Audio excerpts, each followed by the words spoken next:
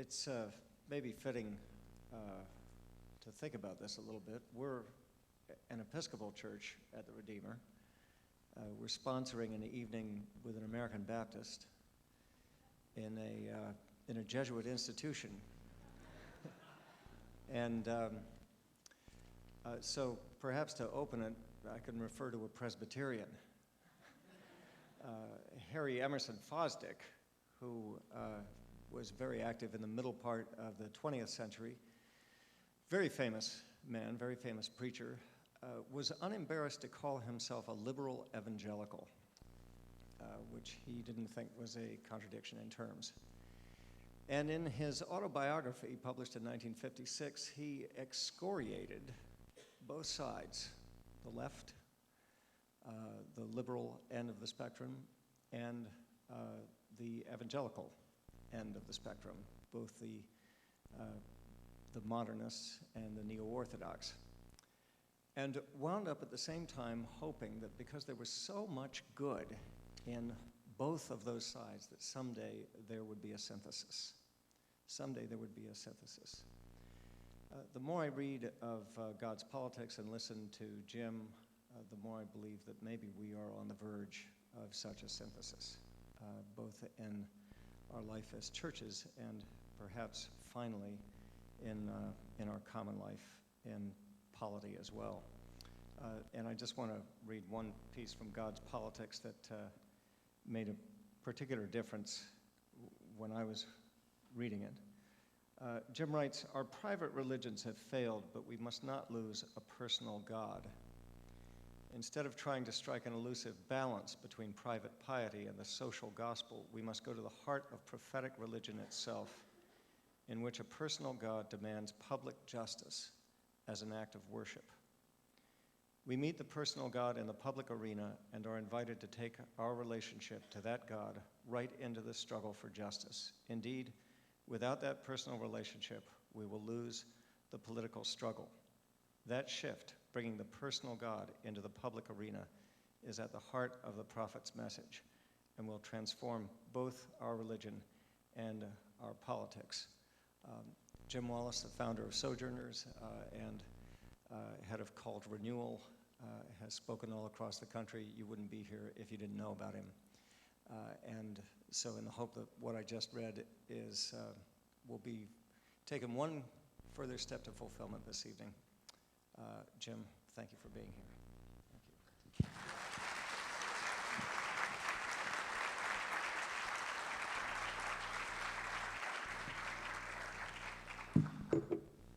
Well, thank you all. It's good to be here at Boston College, and I'm sorry to miss Alan Wolf, one of my favorite Jesuits. Alan is one of the clearest thinkers in the country on religion and politics, so I really am grateful to be here. Dorsey, thank you. I think we are at a place, perhaps, of moving beyond the old disparities and categories and finding some common ground. It's great to be sponsored by an Episcopal church as well. My wife, Joy Carroll, is a priest from Church of England, one of the first women ordained there 10 years ago. And she always likes it when I'm in Episcopal company. She says, somebody has to look after you properly.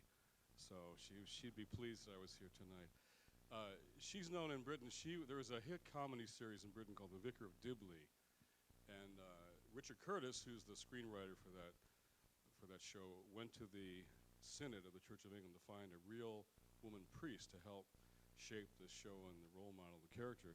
And he met Joy, who was speaking that day on the ordination of women. And so Joy became the script consultant and role model. Joy's known in Britain as the real Vicar of Dibley. So I'm very familiar with the Episcopal Church. This topic of religion can be quite confusing, let's admit it. It's a confusing topic. A few weeks ago, I've got two boys, Jack is 2 and Luke is 7. Jack came up to his mother and said, "Mom, I'm real worried about Max and Jonah, two of his second grade pals. I'm worried because I don't think they believe in God or Jesus.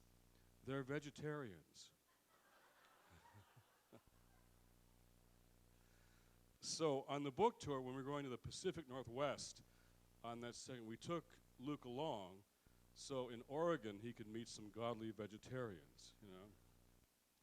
But it is confusing, and one of the most confusing things is how so many people in this country still think religion is the exclusive territory of the right wing.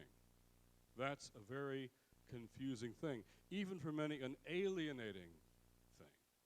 But I think the landscape is changing dramatically on the issues of religion and public life, faith, and politics in America. I tell too many stories about my son, but we were trick-or-treating, Luke and I, just before the election, working the streets of our Columbia Heights neighborhood. And he looked up at me, perhaps sensing the national mood, and he said, "Daddy, this election is more important than Halloween, isn't it?" And indeed it was. And the role of religion became a very prominent theme throughout this election. We went on this book tour shortly after, I think, Inauguration Week, and I began to see things and hear things around the country that really began to change my sense of what was happening. I met people all across the country who looked at the way religion was used and abused in the election, they would say, looked at the way it's been portrayed for decades now in the media, and the way it's often invoked in the corridors of power.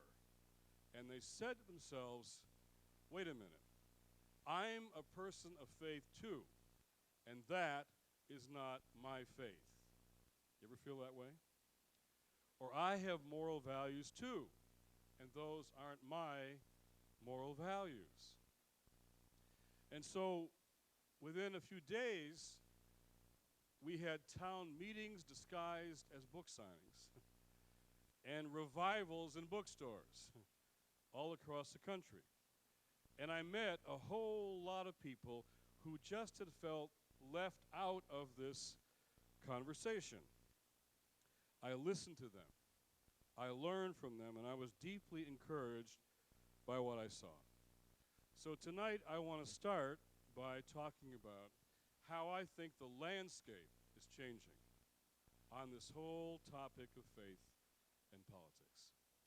I went to the East and the Midwest and the South and Texas and the Mountain States and California and the Pacific Northwest to meet the godly vegetarians. And after a few weeks, it was clear to me something was happening that I began to announce at these meetings. And it was a simple thing, just saying that I now think, and I'm now convinced of this, I now think that the monologue of the religious right is finally over and a new dialogue has just begun. That I'm now persuaded is the truth around the country. Well, I want to tell you who's coming out to these meetings, these town meetings, and maybe you'll recognize yourself in the guest list. First, there were lots of evangelical Christians who, particularly a younger generation of evangelicals, who don't feel represented by a handful of television preachers whose names you know. Then there were a lot of Catholics who don't feel spoken for by a handful of bishops really on the right side of the spectrum who said there's only one issue on which Catholics are allowed to vote. Now, if this is a Jesuit school, I hope you've learned something about Catholic social teaching. It's a bit broader than single-issue voting. And they are there to say that we want to look at the whole range of Catholic social teaching. Then there were the mainline Protestants who came, like my wife's new church, the Episcopals, and they feel in this conversation about faith and politics, well, to use my neighborhood's language, a bit dissed, a bit disrespected, as if they're not even people of faith in the mainline churches. That's how they're often made to feel. A lot of black Christians came out because this has been, let's face it, a pretty white conversation. When the media says evangelicals, They mean white evangelicals. They don't mean the historic black churches. Never. Very different things happening there. A lot of Latino Christians and Asian Christians who are changing the face of all the churches, they were coming. But so were a lot of rabbis and their congregations who liked the tones of Micah, Amos, and Isaiah applied to domestic and foreign policy again. Then a lot of young Muslims who were fighting for a more tolerant, democratic, compassionate, and yes, peaceful Islam. They talk about the battle for the heart and soul of Islam, inside, going on. And then we had a lot of people who were, they call themselves, I'm not religious, but I'm spiritual. It's a growing denomination. It's the not religious but spiritual people. I had breakfast in town here 2 weeks ago with Ben Cohen, you know, the ice cream man. Ben said, I'm part of that spiritual but not religious group. You know, I think he'd be a good bishop for this whole new denomination, you know. They were coming in large numbers. And then a lot of young people who said, I'm an agnostic. But I felt welcomed by the conversations, and I felt like I had a part to play. And every time I'd say, religion has no monopoly on morality. That this is a moral discourse on politics that we all need and that we're all needed for. In Boston, we had Trinity Copley Square, one of the first sessions, 1,000 people on a Sunday afternoon.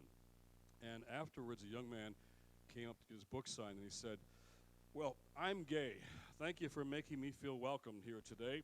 But you know what? It's easier to come out as gay in Boston than as religious in the Democratic Party, he said.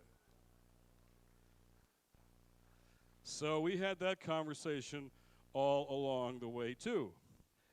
But I want to say, as Dorsey alluded to, this is not, as some journalists said, well, the journalist said, this is like the rise of the non-religious right. That's not much of a name for a movement, I'll grant you that. But what I sensed was the word movement, or that feeling, was everywhere. People weren't there just to get a book signed. They were there to join something, become part of something, have their faith make a difference in their world. But what this is not is just the emergence of a religious left. Let me say why. I think the religious right was and still is the creation of the political right. There were meetings in the mid-1970s. I could name places. I could name the political operatives of the right. I could name the television preachers who were there. They made deals. Give us your membership list. Give us your database. We'll aim our computers at your constituency. We'll build this block within one party to gain power. We'll be utterly partisan. We won't hold both sides accountable to our standards. This is to win. This is to gain power. We'll build a constituency and use any means necessary to win. Why would anybody want to create a mirror counterpart of that on the left? Utterly partisan religion, not faithful to its own standards, just organizing to win, whether your party stands for anything or not. I think religion is best and serves us best when it is not ideologically predictable or loyally partisan, but is rather a prophetic and dynamic and animating and mobilizing force that has the power, the capacity to criticize left and right from an independent moral ground. That's what we need to restore. Lincoln had it right. You don't say God is on our side. You worry and pray earnestly to be on God's side. The God on our side way leads to bad things in politics, like hubris, overconfidence, triumphalism, and always bad foreign policy. The worrying if we're on God's side leads to the things politics often is lacking: humility, reflection, maybe even accountability.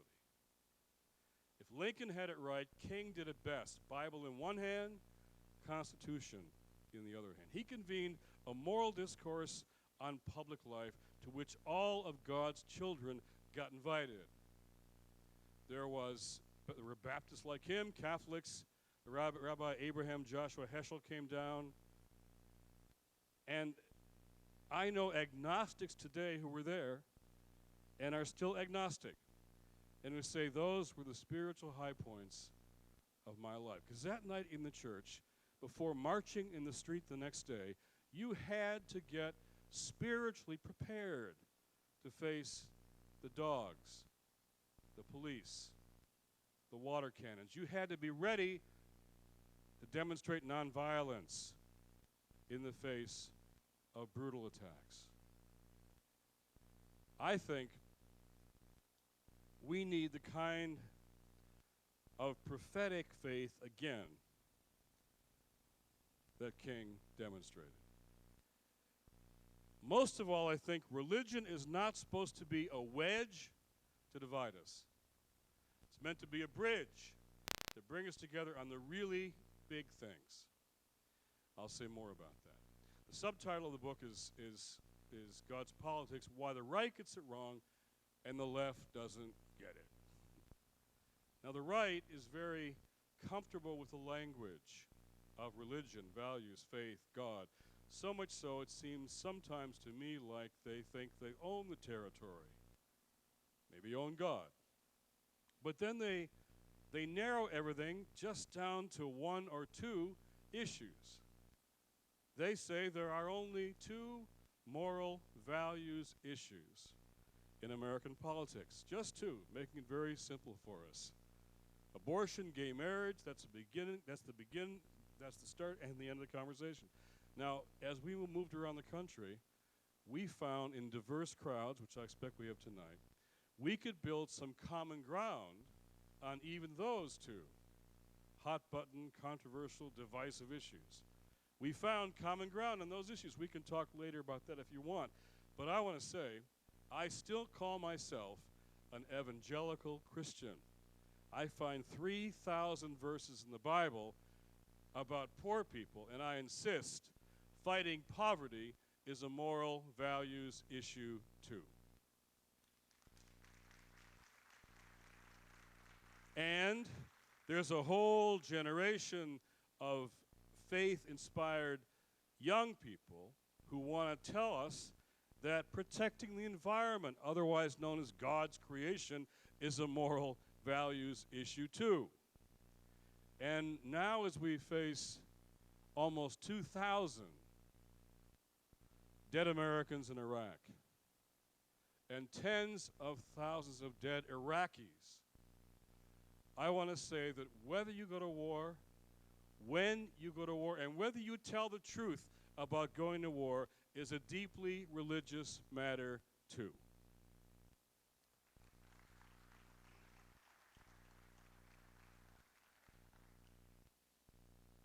How is it, some of us wonder, that Jesus has become pro-rich, pro-war, and only pro-American?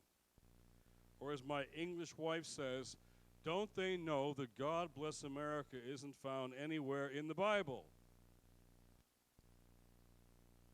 When they try and steal your faith in the public arena, sometimes it becomes time to take it back. And that's what lots of people are now doing. When you're on a book tour, they put you on these TV shows, and sometimes you do the O'Reilly factor, and sometimes you have fun. And actually, Bill was pretty good that night. We had a good conversation. The next night, though, was a Jon Stewart Daily Show. How many of you ever watch that? Well, Jon Stewart is a very funny guy, but he's a very serious guy and a very smart guy. And he came back before the show, and we had some conversation. And I knew he'd read the book because he was asking questions from the last few chapters, you know. And he asked very smart questions.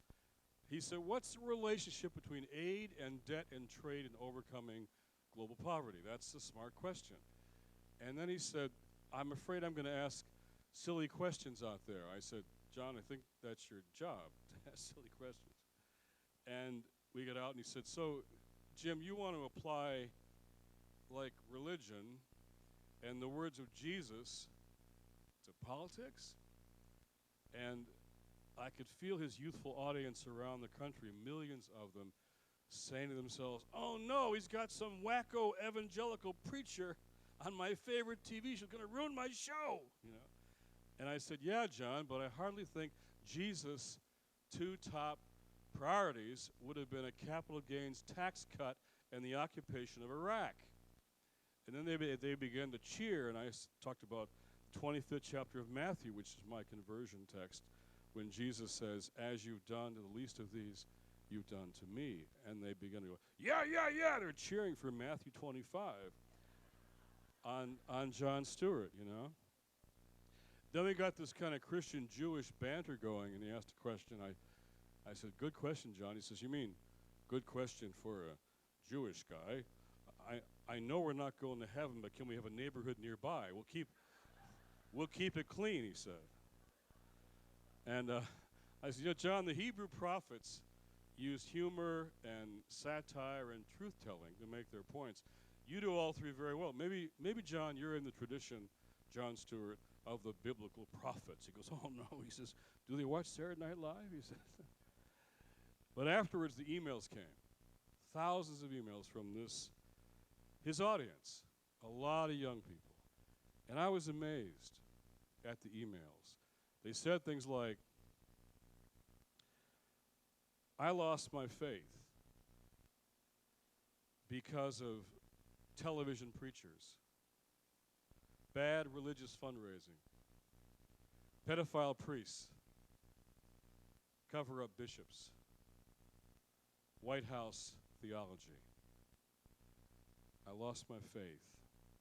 Or they said amazingly, I didn't know, this was stunning to me, I didn't know you could be a Christian and care about poverty, care about the environment, care about the war in Iraq. I didn't know, because all they had been presented with was this one-sided, very partisan notion of religion used for such overtly political purposes. They didn't know that. Because, in part, because the left doesn't get it.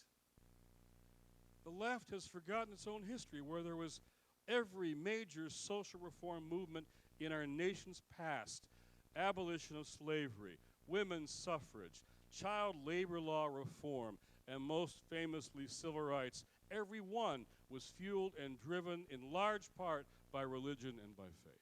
Where would we be if the Reverend Dr. Martin Luther King Jr. had kept his faith to himself, or the Rabbi Abraham Joshua Heschel or Dorothy Day of the Catholic Worker? Where would we be? I believe in the separation of church and state. I really do. That doesn't mean the segregation of moral values from public life, or the banishing of religious language from the public square. There is a way to invoke faith and religion that respects democracy, pluralism, diversity, and the Constitution. We have a history of it. We've done it before, and we can do it again. The biggest mistake that progressives have made in the last several decades is the conceding of the entire territory of religion and faith to a religious and political right, which has then defined it in the most narrow partisan way possible. Progressives should never make that mistake again. The reason why I get so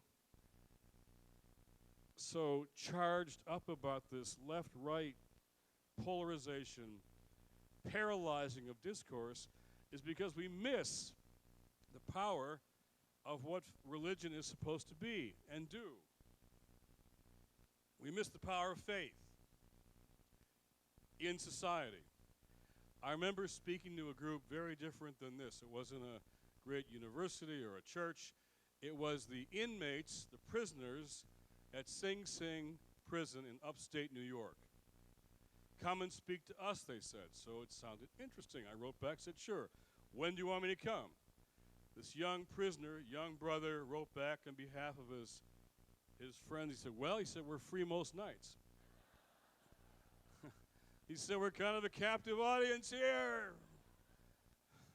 So we worked it out, and the authorities gave us this room down in the bowels of that infamous Sing Sing prison. And I was alone in this room for 5 hours with 80 guys from Sing Sing. Amazing night. And one of those young guys said something to me that night I won't ever forget. He said, you know, Jim, all of us here at Sing Sing are from just 4 or 5 neighborhoods in New York City. 4 or 5 neighborhoods. It's like a train, he says. You get on that train when you're 9 or 10 years old. Starts in my neighborhood, and it ends up here at Sing Sing. What an image. What a metaphor. A fast-moving urban train beginning in only certain zip codes, going to inevitable destinations like Sing Sing. He'd had a spiritual conversion inside the walls of that prison.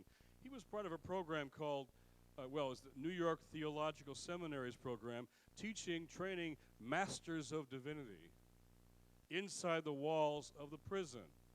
You become a preacher in the joint, and you graduate when your sentence is up. He looked at me in the eye and he said, when I get out, I want to go back and stop that train. 2 years later, I was in New York City leading a town meeting. Guess who was up front, moderating the meeting? Back home, stopping that train. You see, faith is meant to be for the big things, the things that seem impossible, that have no hope of changing, where the odds are against us. That's why we call it faith. My Bible says if you have faith the size of a mustard seed, you can move a mountain, it says. We've got some mountains to move, like those fast-moving urban trains. It's a big thing. Here's another one. 3 billion people, half of God's children on the planet, half of us live on less than $2 a day. That's a big thing.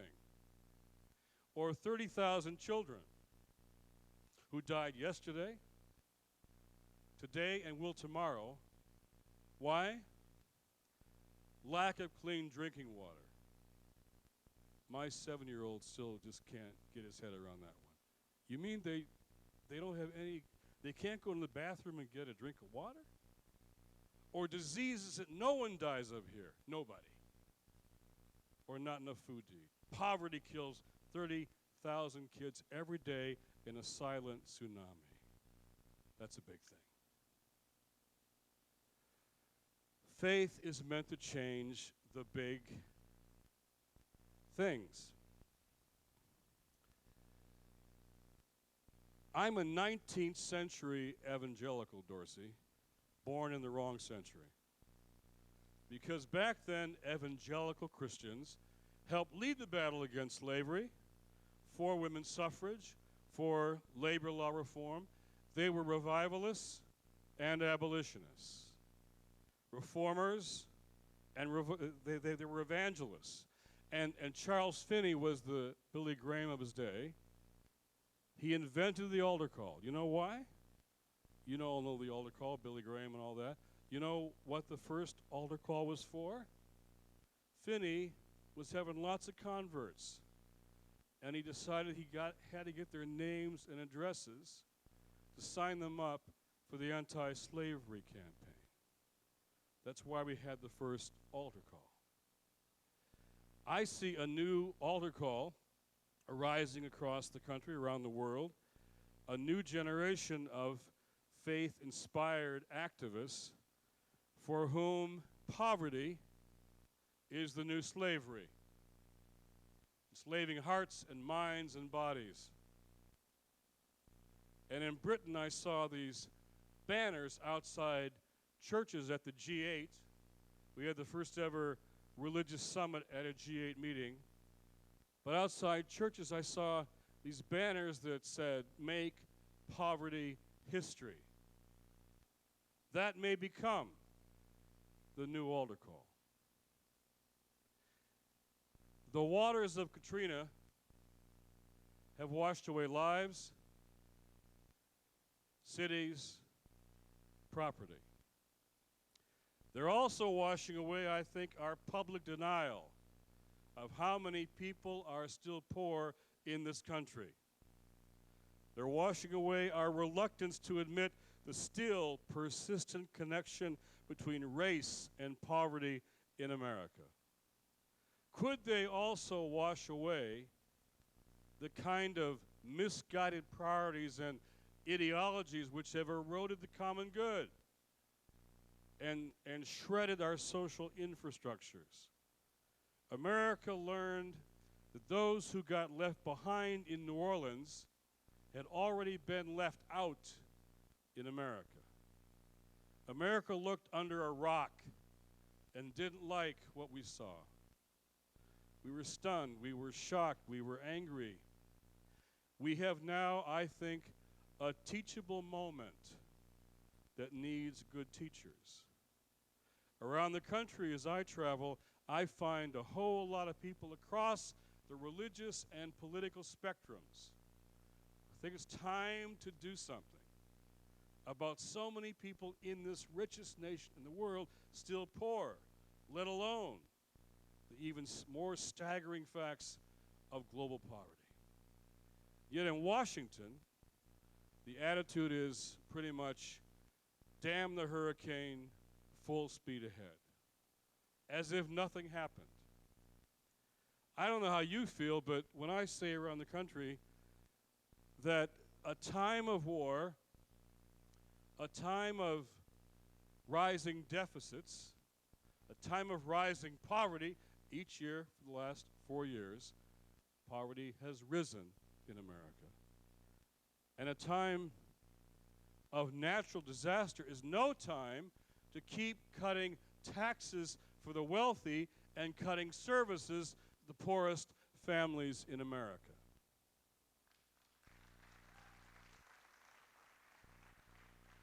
But that's what they're planning to do.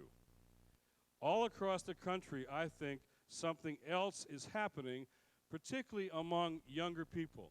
On this book tour, I expected college students, because I'm on campuses a lot, and that's why I go there. I'm at Harvard on Mondays this fall because of what's happening on campuses. But they seem younger to me than that as we went along. And I'd ask, you student? Yeah. What year?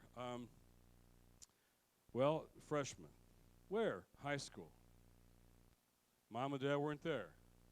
Just he and his friends, listening, paying attention.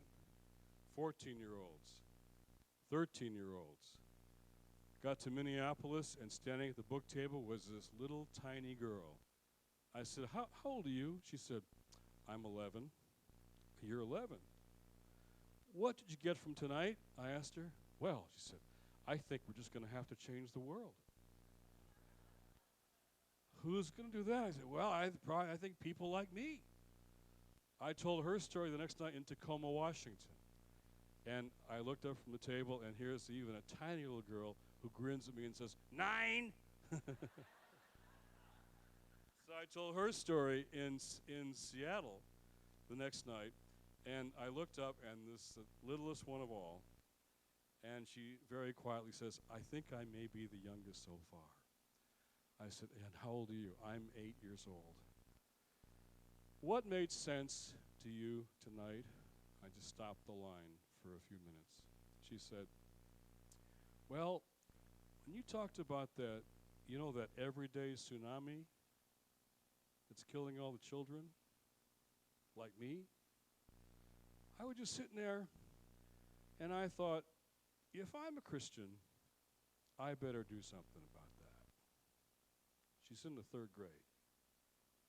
So I told my Harvard students the next week, if you all want to lead in this movement, you better get going fast, because a whole generation is coming in behind you. They're going to push you right out of the way, you know. I want to end the night with a choice that I think is the big choice, the really big choice we have to make. It's not the one that some say the choice is between, they say, belief and secularism. Some that say that's the big choice. I don't think it is. There are issues there, but this is the real choice. Choice is between hope on the one hand and cynicism on the other. Let me say a word for the cynics. Cynics I appreciate because they don't see the world through rose-colored glasses. They see it as it is, and they're against all the bad stuff. They really are. In fact, they even probably tried for a while to change the bad stuff. But it didn't change. They got disappointed, disillusioned, and maybe they began to feel kind of out there and kind of vulnerable. So they withdrew, stepped back to a place called cynicism, where you're still against all the bad stuff, but you don't think it could ever change. So you start to say, it's okay to surround myself with a little security. Cynicism is a buffer against commitment. Cynicism is a buffer against commitment. Hope, on the other hand, isn't a feeling or a state of mind or a personality trait. Hope is a decision. It's a choice you make because of whatever you call faith. My Bible also says, now faith is the substance of things hoped for, the evidence of things not seen, or my best paraphrase is, hope means believing in spite of the evidence and then watching the evidence change. I argue history changes when a critical mass of people decides to make that decision to hope. Always has and always will. And when I'm on campuses like this, I always say they should shut down their career counseling department. Because career is where you assemble your assets, put them in a resume, and then you try and find the ladder of ascent where you can begin on the highest rung. My Harvard students think because they're Harvard students, they should start on rung 4 at least. Vocation is different than career. And a Catholic school should be teaching you that, if it is. Vocation is where you don't assemble your assets, you discern your gift. What's your gift? What's down deep? What's gut, soul, heart stuff? What are you really passionate about? What are you really good at? What do you lose track of time when you're doing? What were you probably put on this planet for? That's probably close to what your gift is. Where your gift meets the crushing needs of the world, at that intersection, that's your vocation. Right there. That's your vocation. I did 3 commencements last June. This year I'll do one at one of those prisons in New York State for the Masters of Divinity whose sentences are up. I always ask at a commencement this question: what's your big thing? What's your big thing? What big thing are you going to be a part of doing? We ask so little of people. Churches ask for the edges of people's lives, and that's what they get. We don't ask for the heart, the center of people's passion, what they're really good at. Social movements are what change history, not politicians. Don't ask in the question time which politician, has the best chance of doing this stuff.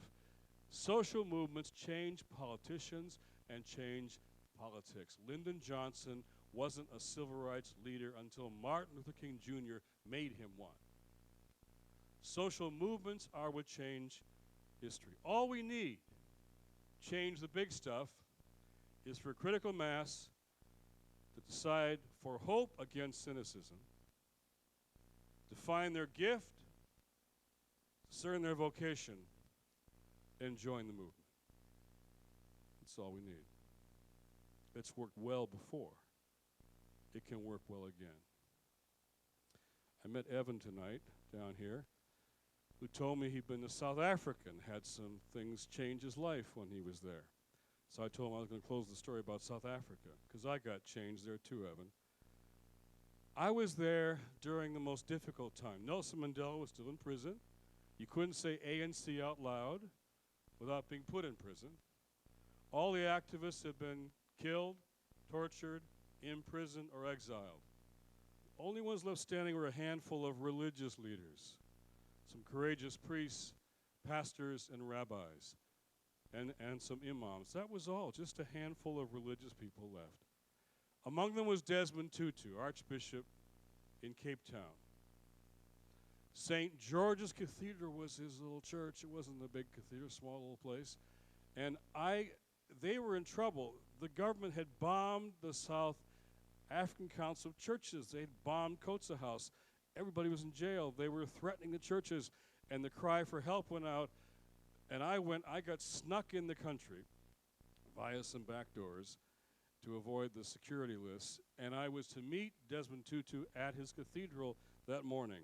I got there, and a political rally had been called and canceled by the government. So Desmond says, okay, we're going to have church. Try and cancel that. Well, they didn't want to cancel church. So he had church. Outside, there were 3 times as many police, security, military personnel as there were worshipers on the inside. 3 to 1 at least. They were there fully armed, riot gear. They were there to intimidate, to frighten us, to make us afraid. And at least with me, it was working pretty well. Desmond Tutu stood to preach in that pulpit in St. George's Cathedral.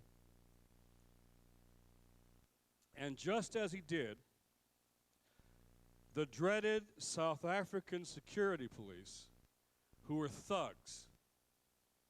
I've been interrogated by them. They are thugs. They broke the doors open, and they began to stand alongside the walls of his cathedral with tape recorders and pads of paper, writing down and recording whatever he said, as if to say, go ahead, you be bold, you be prophetic. We just put you in jail, we'll put you there again. Go ahead, we got you. And he stopped preaching, and we all watched him. What would he say? What would he do? And Desmond Tutu looked from one side to the other, and he said to them, pointing his finger, you are powerful. You are very powerful, but you are not gods, and I serve a God who cannot be mocked. Then he got back in his pulpit and says, you remember that smile, that signature smile? He started smiling at them and then laughing at them. Of course, he's a bishop. He laughed politely, you know. He says, since you have already lost, then he began to bounce like a good black Baptist preacher in Alabama, you know. Since you've already lost, we invite you today to come and join the winning side. And the crowd erupted, and the young people began this dance, this kind of stomping dance called the Toy Toy. Did you see that? And they danced us outside, and the police moved back. They didn't expect dancing worshipers. And we danced in the streets of South Africa with the police all around us.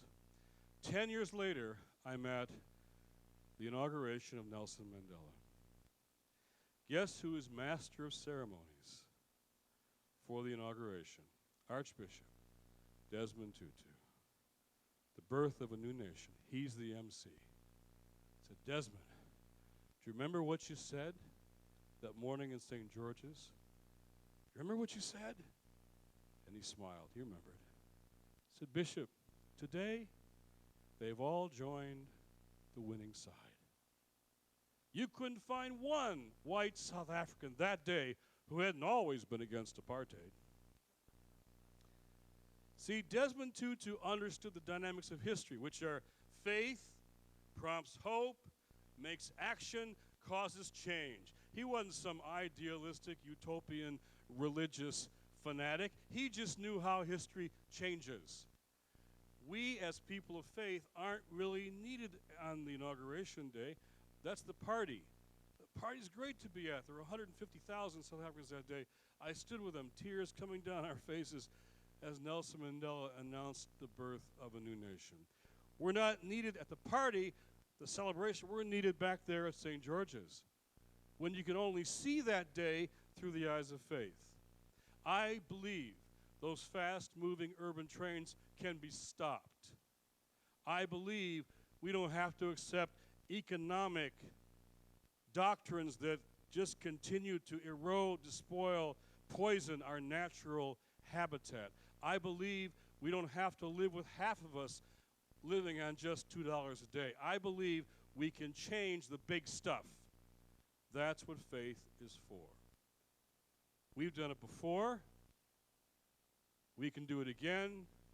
And as I travel the country, I think our time has finally come. Hope means believing in spite of the evidence and then watching the evidence change. Thank you very much.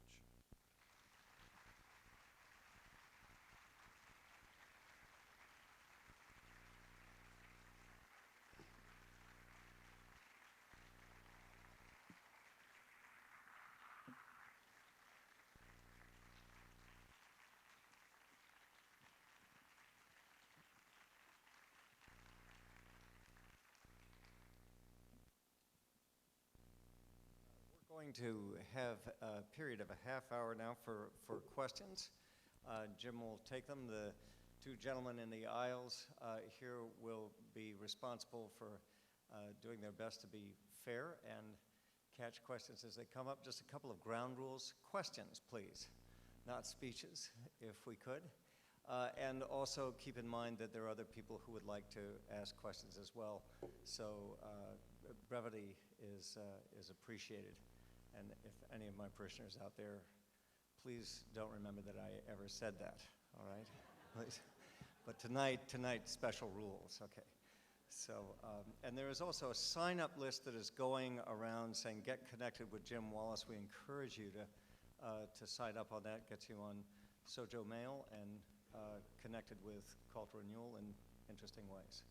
So, please. When we're on campuses, we have these email altar calls. And I say, I know your email is like your essence, it's your connection to the world. But if you want, movements are about being connected. And so if you want to get on our, it's student rights free monthly email newsletter, just sign up and we'll link you to all kinds of hopeful people and things and projects going on around the world. So who's got a question? Thanks for coming. I think we're both fairly critical of the relationship between the right and the Christian right, I would suppose. But it seems to me that, well, it seems like corrupt and unjust and sacrilegious almost. Are you at all worried that the same thing would happen if the left had a similar marriage with Christianity? It's a good question. You know, in my class today over at the Div School, the topic was the God gap between Republicans and Democrats and how a 2-to-1 ratio church-going folks vote Republican and so on. And the Democrats are getting interested in religion because they lost. And some of them are just wanting, well, they want a few Bible verses and some hymns and learn how to clap at the right time in a black church. You know? Others are going deeper to content and vision and substance. And I think, yes, there's a danger. There's always a danger of seduction. Washington, D.C. is a town where access is the coin of the realm. Who you talk to, who you're meeting with, access for its own sake is highly prized. No one ever asks, what is this access for? Why are we having this conversation? So I think there are people of faith on the Democratic side who really want to be free to let their own religion or their own values shine through. There are Republicans who want to move beyond this narrow conversation about abortion, gay marriage, and talk about a Republican anti-poverty agenda too. we're talking to both sides. But I think you've got to be very careful. If we look at this sort of biblically, in the Bible you have prophets in the court of the king, the court prophets, who are on the payroll of the king, and they told the king what the king wanted to hear about religion. But the prophets of Yahweh were generally out in the wilderness, and they spoke truth to power from an independent base. I think King did that too. King worked the corridors of power, but his base wasn't in them. His base was in a movement outside of politics, and he was able to speak, I think, therefore, a prophetic word. But that's always the danger, always. You're not talking about like brokering a deal here, though, or are you? You talk of like a very more formal deal, kind of brokered between the right and the Christian sects. Are you looking for a similar type of deal? No. I'm saying that's why I don't want to Okay. help be part of a religious left, because it'd be that same kind of deal. It would be using religion for power, ends justify the means.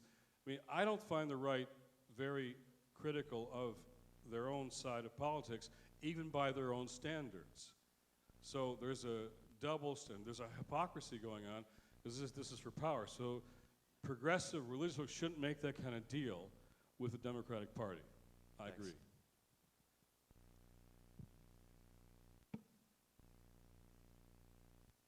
One right down here.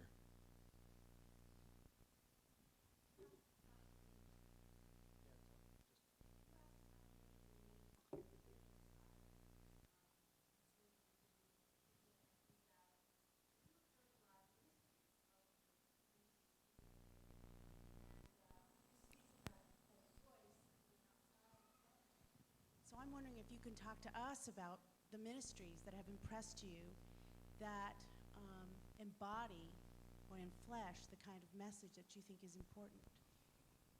Some of us at the church had a chance to talk over dinner about some of this, and I see the best. I mean, I'm blessed because I get to be with the best people. There's a guy coming tomorrow, a good friend of mine, who's Nane Alejandras. He's Barrios Unidos, Neighborhoods United. Nane was a drug dealer. He was a gang warfare capitan. He was in prison. He was a Vietnam vet. He was a warrior in the streets, and he had a conversion through Native American elders. And now he leads Barrios Unidos. They're in probably 50 cities across the country doing the best gang truce work that I've ever seen, and youth work in the streets. And he's created businesses, and they do sweats up in the mountains, these native prayer services.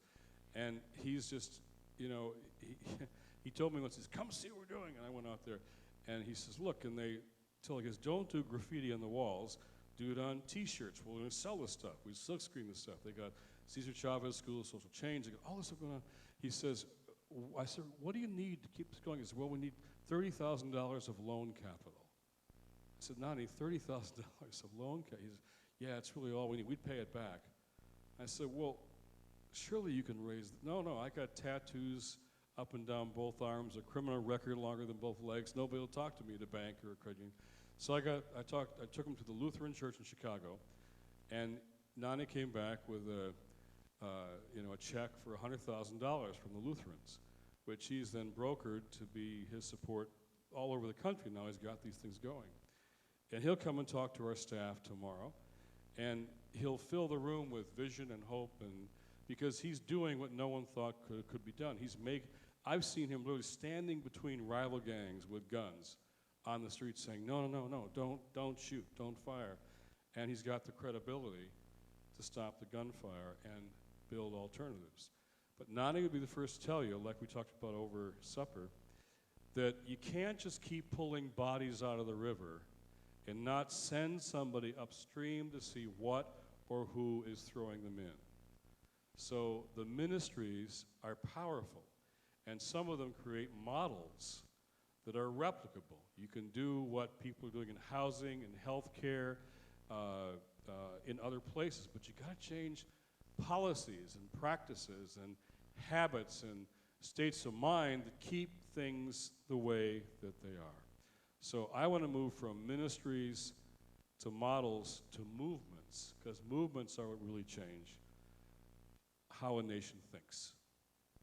And that's what's critical. Yes. Where? Way up there.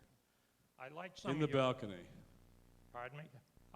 I like some of the principles, and my question has to do with applying some of these principles you've been mentioning to the educational institutions, particularly one like Boston College. I understand originally St. Ignatius, and this is according to Father John O'Malley, who wrote a book on the first Jesuits. St. Ignatius insisted when he was founding his colleges and schools that no tuition could be charged to the students because he wanted to include the poor with the wealthy. And that lasted quite a while. Now, even when I was going to Catholic parochial school and high school, no tuition was charged. The parishes paid for that. Now, I'm getting the impression now that, especially in the Catholic schools, but I think it's broader, the church-supported schools, the religion schools, like Boston College, are moving away from the poor. The tuition is so high that the poor can't get at them. I mean, they make an attempt, I admit, with scholarships and all, but in general, we're moving away from the poor as a church. Do you have any faith or hope that we could actually run religion schools without charging tuition to the students or a place like Don't this? you all go to school for free here?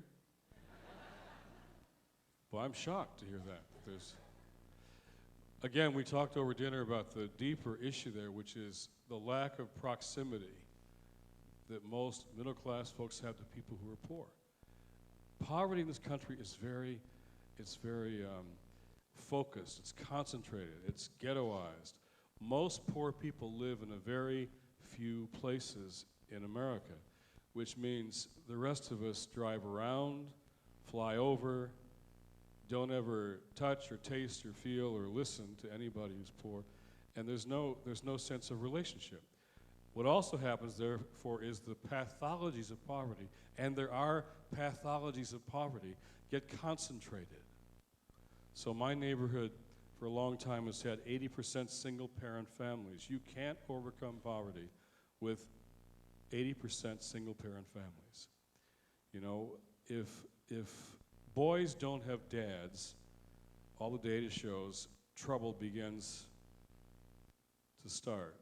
Well, if you're in a circumstance where some of the boys don't have dads, the dads who are there are particularly aware of that. I'm a t-ball coach, and I'm aware of my kids who don't have dads in a particular way.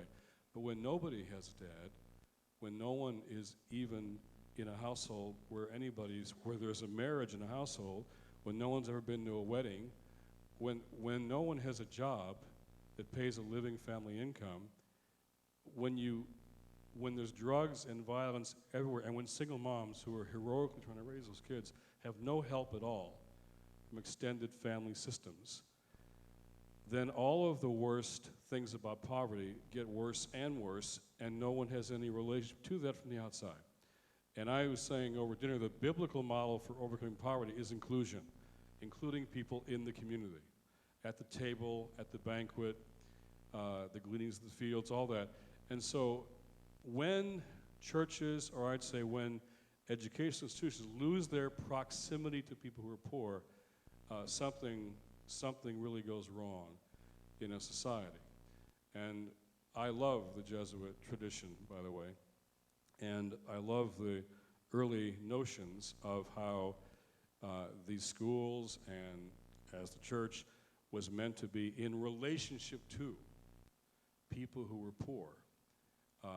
We've lost that not only in the schools, but in the churches. And then we don't know we have no idea what it means to be poor. And so even people who are liberal in their politics often don't have any relationships with anybody. The poor are just objects of our concern, not friends,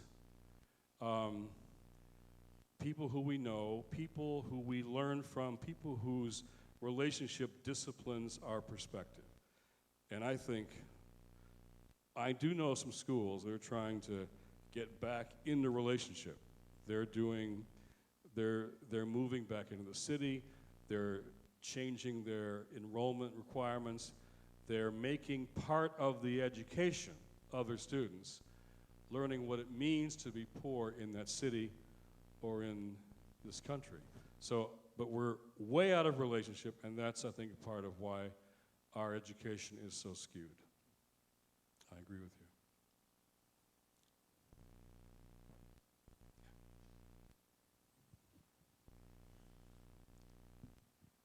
Hi. My question is more to do with the left in politics. It seems that if you're looking for an alliance between the religion and the left, it would be harder to come by because the left, unlike the right, is not a monoculture, at least in the right in its present incarnation. And so it's difficult because of its elements of secularism to unite religiously in that way. So what do you think is the way to overcome that obstacle? Well, I find myself often having battles with religious fundamentalists on the one hand, and people I call secular fundamentalists on the other hand. Now, again, nothing wrong being secular, you know. In my class, there's no religious requirement, just interest in the topic, or at a night like tonight. And as I say over and over, religion has no monopoly on morality.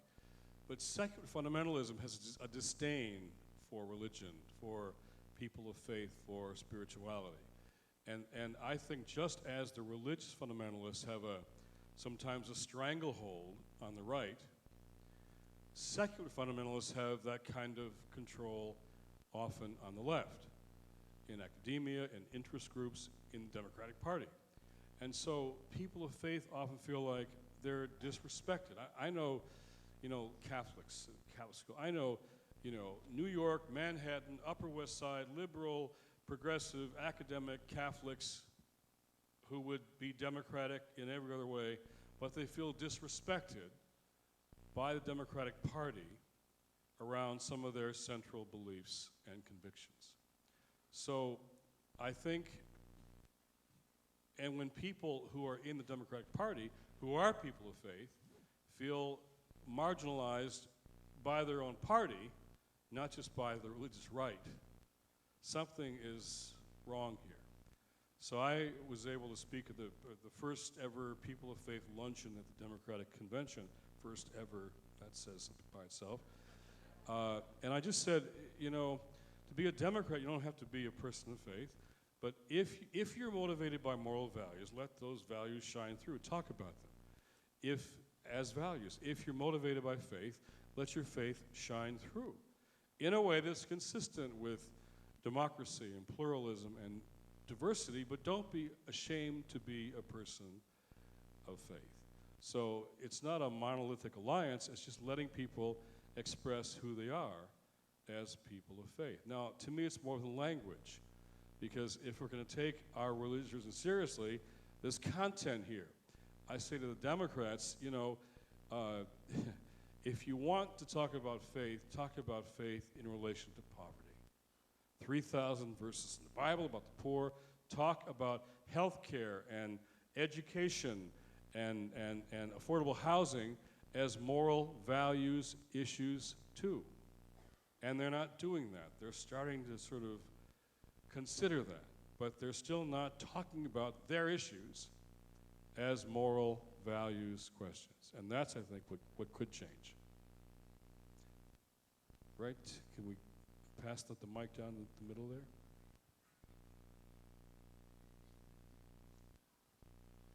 I'm a young pastor in suburbia outside of Boston, and I think one of the things that I was really disappointed with this fall is that I offered this book as a study, as an adult education series, and I had about, in a church of well over 500, about 10 people come to something. I was really excited about beginning this discussion and talking about this in our church, and even less that were willing to come to Boston College with me tonight. And I guess what I want to know is, or what I'm asking is some practical sort of words of wisdom on how, as a minister, how I help those I minister to want to stand in the cathedral, want to come to the movement. How, when we are a church that obviously is, has a lack of proximity, how do we begin to, or how do I begin to motivate people and really invite people into that movement? Part of the problem is how we are so politicized or polarized in left-right categories, even in the religious community. So we're afraid of things that feel like they're not from my side of things. The best stories I've heard about the book studies are when they bring together the liberals and the conservatives in the church, and they talk for the first time about all these things, which they've never talked about before. I think that's possible, because I think what we're talking about here is not something that neatly fits into those categories. For example, let's take Katrina. There are two obstacles to this nation seriously addressing poverty. One is what I call the priority problem. The poor are not a priority, and you're speaking to that in part with your question. When people are so distant, so removed, they might be good folks. If they ever really ran into a family with kids who are really struggling, chances are their hearts would go out to them. They would connect, and compassion would kick in. But they're never ever in relationship. How do you put poor people, poor families, poor kids on the agenda at all? They're not at the top. They're not even on the agenda. The priority issue is one. Katrina may help us change that. It's too early to say. It may help us change the priority issue. The other is what I call the strategy problem, because you'll hear the big debate, how you overcome poverty. There's a difference in strategy. Well, one side says, the conservative side, it's culture. Other side said it's policy.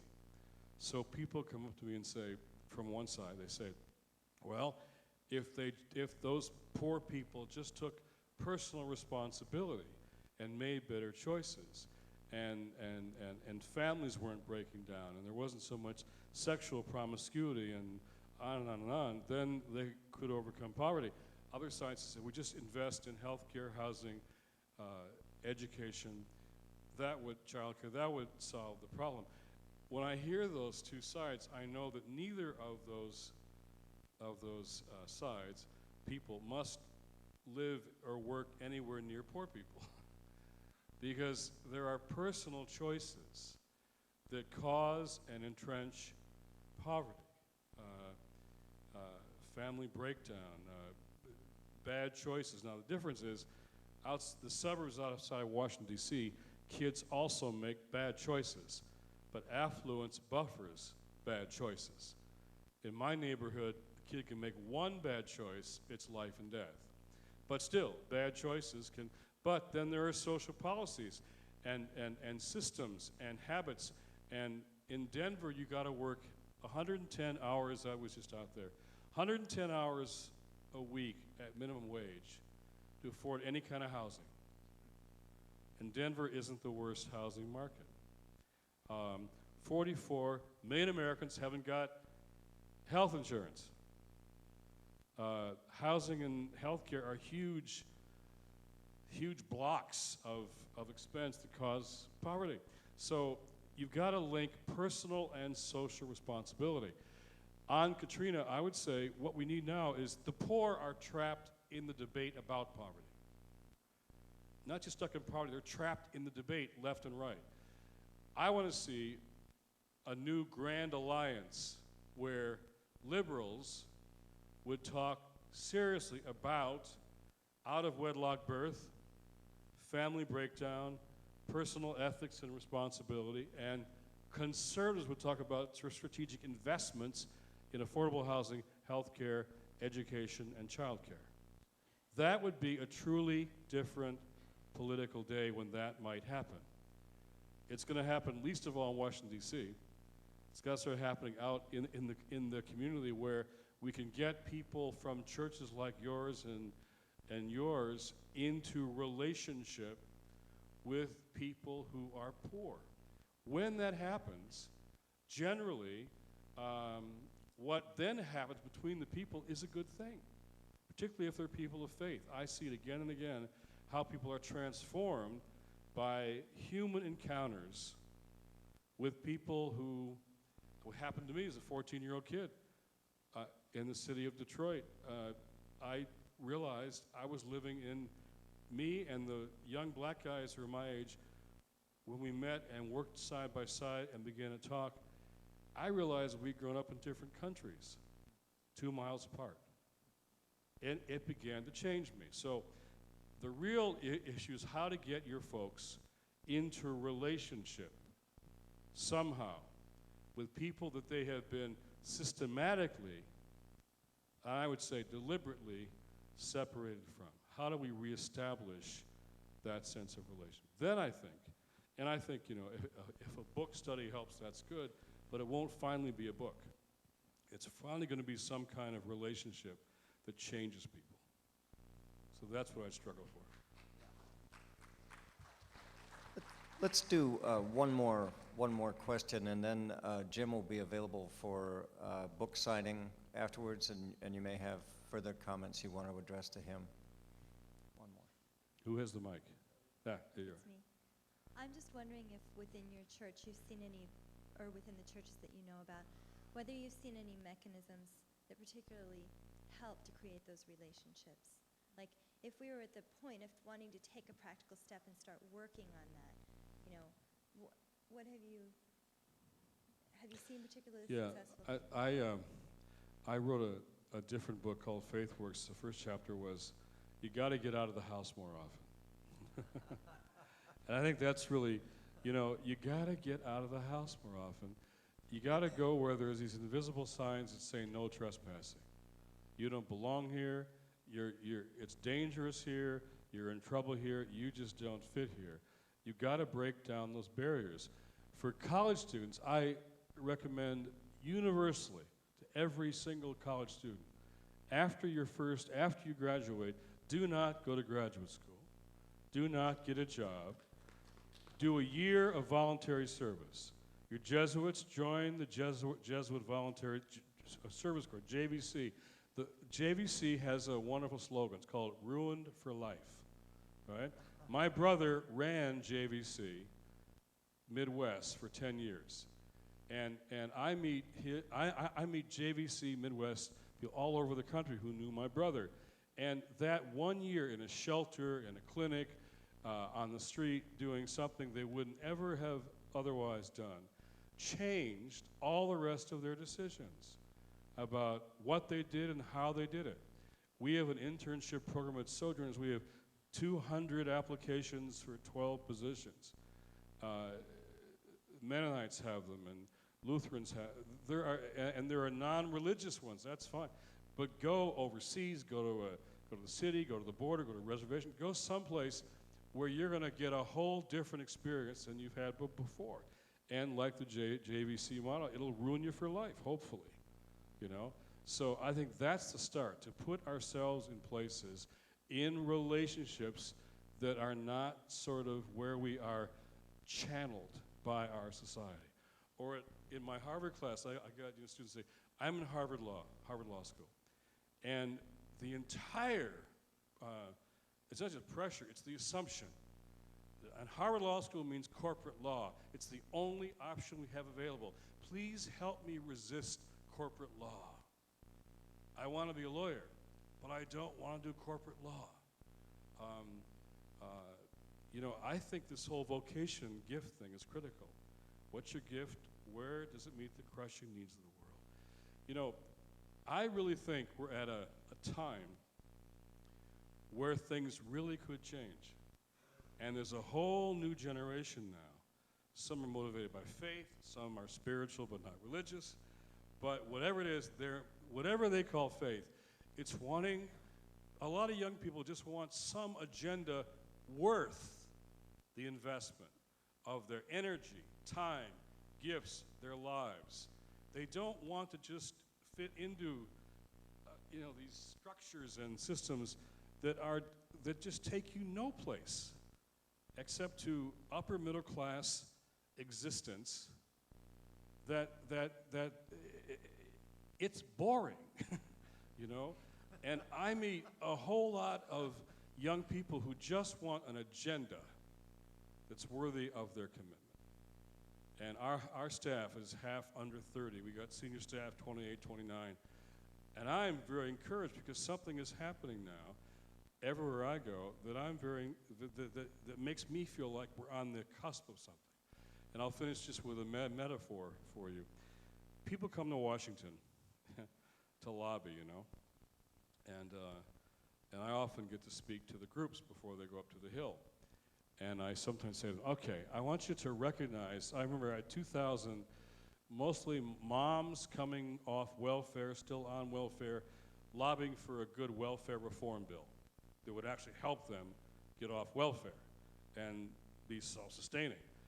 Things like childcare, that makes some sense, and they want to lobby. So I said, okay, these are like what I call Burger King moms, not soccer moms, not NASCAR dads, but the ones who work at the Burger King. And they, I've seen them, they go back and forth to drive a window to a table where there are 3 kids, helping the kids with their homework between orders at the drive-in window. She's on her own, deciding between winter boots, medicine, and rent for the kids.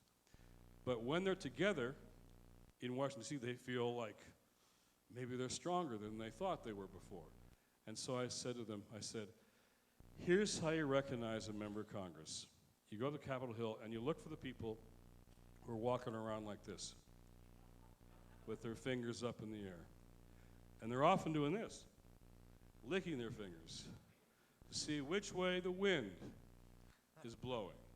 And we think that you change a nation by replacing one wet-fingered politician with another. It doesn't happen. We get discouraged, we withdraw, and get disillusioned. See, King and all the great practitioners of social movements understood. You change a nation not by replacing one wet-fingered politician with another. You change a nation only when you change the wind. Change the wind. It's amazing how quickly they change when you change the wind. I have known politicians who would do the right thing even if it cost them the next election. I have known politicians like that. But in 30 years, I can count them still on less than one hand. The others, middle group, wants to do the right thing. They really do. They really do. But you have to show them they won't lose an election for doing it. There's momentum. The wind is changing. The others, they don't care about anything but getting reelected. You change the wind, you get all 3 camps. All 3 groups will change. If you change the way people think, you change their moral sensibilities. King did that on the issue of race. And so how do we change the way people think and feel about their deepest values, even their faith, in relationship to public life? We can change that, and I see it all the time. I see tremendous change. We have this call to renewal. It's all these church groups. It's like a gang truce movement in the churches, because churches are like gangs. They got their grievances, their grudges, their paraphernalia. They all wear their paraphernalia. So call renewal is like a gang truce movement, and we got, the Catholics are there. They're a large gang, chapters every place they have. Then the Episcopalians, and we have the National Association of Evangelicals and the National Council of Churches. Those are like the Crips and the Bloods, I like to have a Mennonite on hand to sit between them to make sure nothing happens, and yet they're coming together in a way like I've never seen before. This broad cross-section. We had a convocation in June, Muslims and rabbis and imams and Sikhs and Buddhists and evangelicals and liberals and black, and it was just an amazing thing. And Bishop Ndagani, Desmond Tutu's successor, was the homilist. He pronounced this a kairos moment. Kairos time. Chronos time is when time is tick-tock, tick-tock. Kairos is when time opens up. It's like history opens up and new things are possible. I think this is a Kairos time. And the young people I meet around the country and the world convince me something is about to change. So I think our vocation, really, is not to be people who do ministry or who lobby or who are advocates. We're meant to be the wind changers. Our vocation is to change the wind. Thank you very much. Thank you, Gene.